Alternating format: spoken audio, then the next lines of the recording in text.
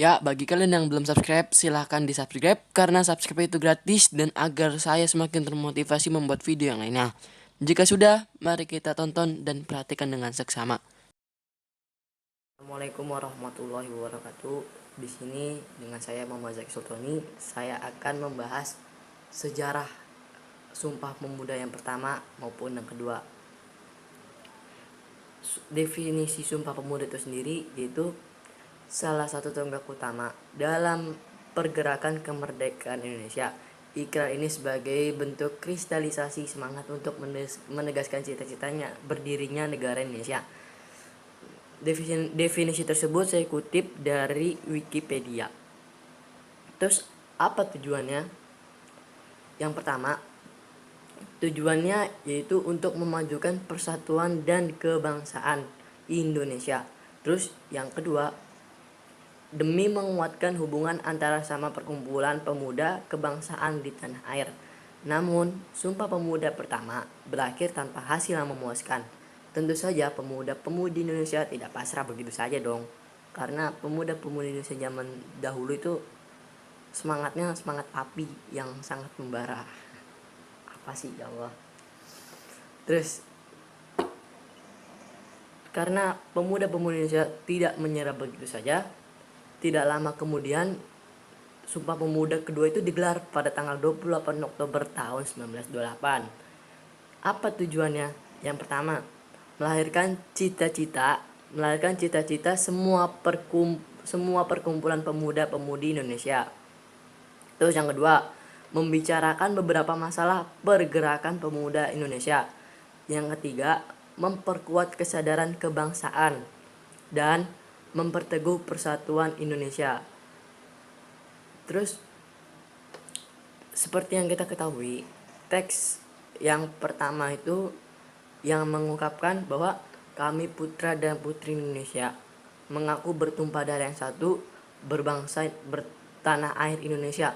Maksudnya itu kita bangga dengan tanah air kita sendiri. Bahwa kami putra dan putri Indonesia mengaku berbangsa yang satu, bangsa Indonesia. Terus yang ketiga,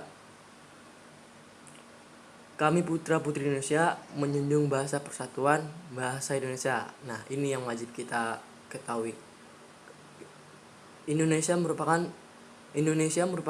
sekumpulan dari macam-macam suku, dari berbagai macam agama, dari berbagai macam ras. Tapi kita berhubungan dengan semua mereka itu dengan bahasa satu, bahasa Indonesia. Nah, ini yang wajib kita yang wajib kita banggakan. Setelah kita mengetahui tujuan Sumpah Pemuda pertama dan kedua, selanjutnya kita akan membahas kronologi Sumpah Pemuda yang pertama.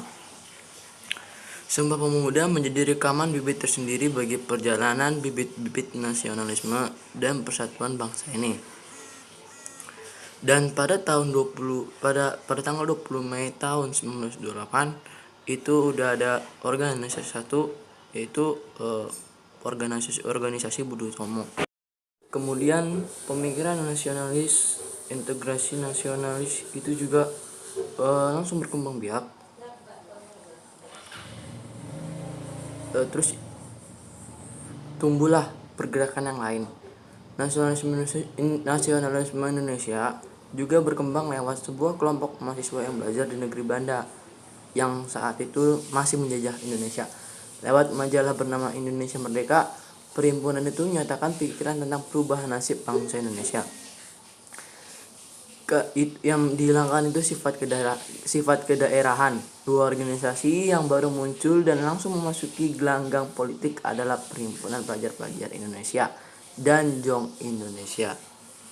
Lalu kedua organisasi ini, PPI dan Jong Indonesia ini mempunyai peranan yang cukup banyak dalam mencetuskan Sumpah Pemuda kelak. Sejumlah organisasi pemuda yang ada pun semakin deras untuk mengarus atau untuk menuju atau untuk ketujuan ke arah persatuan. Maklum, saat itu yang tumbuh adalah organisasi kepemudaan yang bersifat kedaerahan. Para pelajar atau pemuda yang belajar di Jawa terwadahi oleh organisasi yang beraneka ragam. Contohnya saja seperti Jong Java, Jong Sumatera Bon, Jong Vinahasa, Jong Ambon, Jong Celebes, Jong Batak, dan lain-lain. Bukan hanya itu, ada juga klub studi seperti Indonesia Study Club atau Al-Gimini Study Club. Ada pula perkumpulan yang berdasarkan agama dan ideologi, misalkan Jong Islami Tenbon dan Pergerakan Pemuda Berdasarkan Nasional Indonesia. Gagasan fusi atau peleburan dari beragam organisasi itulah yang kemudian melahirkan kerapatan besar pemuda yang lebih kita kenal sebagai Kongres Pemuda pertama.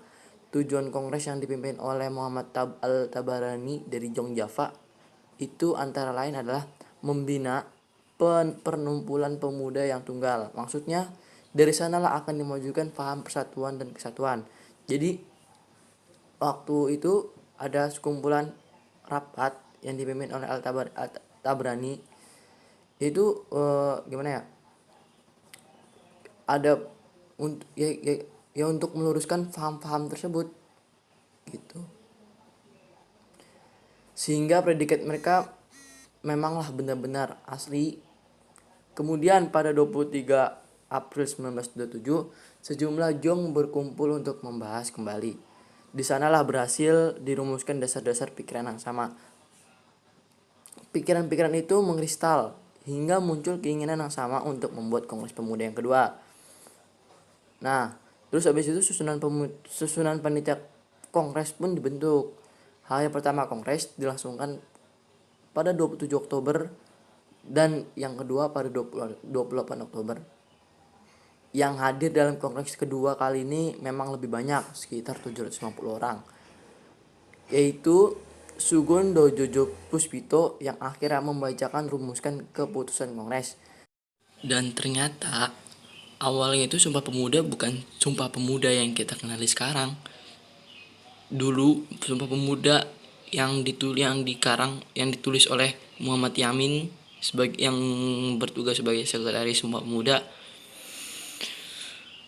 Dulu itu penyebutan istilah Sumpah Pemuda baru diberlakukan resmi sejak tahun 1959 dengan dikeluarkannya Kepres nomor 316 tahun 1959 tanggal 16 Desember tahun 1959 yang menetapkan Hari Sumpah Pemuda sebagai hari nasional.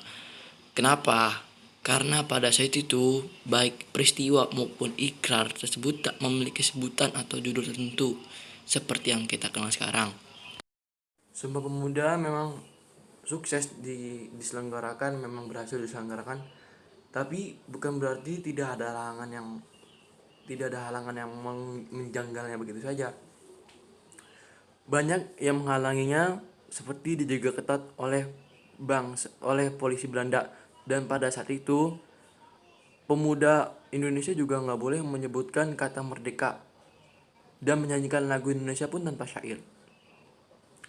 Namun bukan pemuda Indonesia bila tidak bisa merubah otaknya demi kemajuan bangsa. Sekian dari saya, wallahu muwaffiq ila aqwamit thoriq. Wassalamualaikum warahmatullahi wabarakatuh.